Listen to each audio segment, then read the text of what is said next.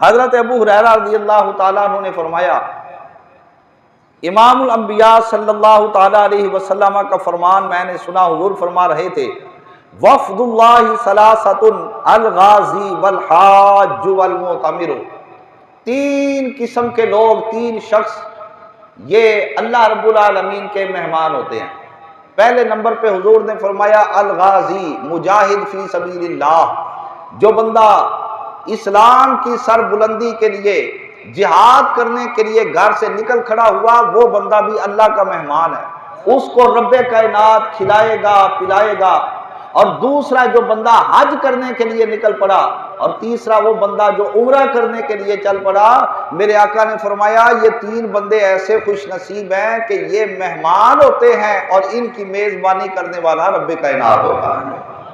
آپ دیکھو، کل 10 ذوالحج 1، 11/2، 12/3 اور 13/4، 4 دن یہ، اور 5واں دن ملا لیں یکم شوال عید الفطر والا دن۔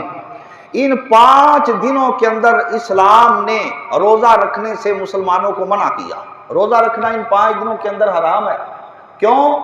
اس واسطے کہ ان 5 دنوں کے اندر مسلمان وہ اللہ تعالیٰ کے مہمان ہوتے ہیں، رب کائنات ان کا میزبان ہوتا ہے، رب کائنات ان کی میزبانی کرتا ہے، اللہ تعالیٰ ان کو کھلاتا ہے، ان کو پلاتا ہے، ان کو نعمتیں عطا فرماتا ہے، نعمتوں سے ان کی مہمان نوازی کرتا ہے۔ تو یہ بات اخلاقیات کے خلاف ہے کہ کوئی کسی کی میزبانی کرنا چاہے اور وہ منہ بند کر کے بیٹھ جائے، میرا تو روزہ ہے۔ تو اس واسطے اسلام نے ان 5 دنوں کے اندر روزہ رکھنے سے منع کر دیا کہ رب کائنات تمہاری مہمانی کرے گا، تمہاری میزبانی کرے گا، تم کو کھلائے گا، تم کو پلائے گا۔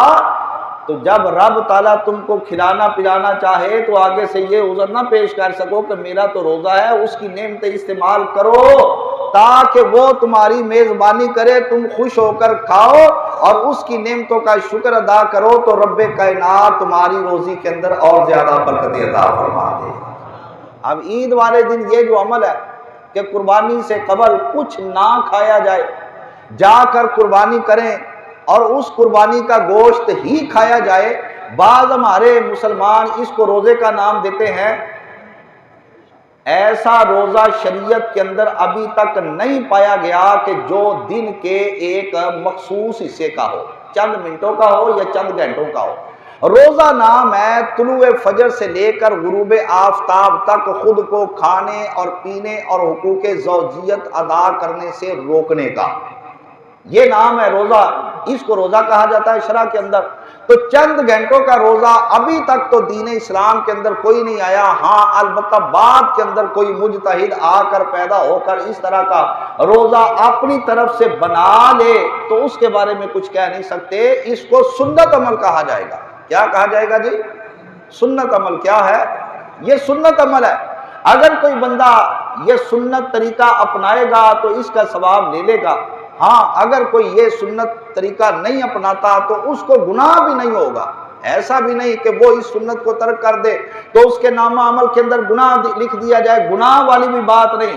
یہ محض ایک اضافی عبادت، اضافی ثواب ہے۔ سنت کو اپنانے کی صورت میں جس کے اندر ہمت ہے وہ اس کو اپنا کر اجر و ثواب لے سکتا ہے، جو اس کو نہیں اپناتا رب کائنات اس کو گناہ کبھی بھی نہیں دے گا، گناہ اس کے نامہ عمل کے اندر کبھی بھی نہ لکھا جائے گا۔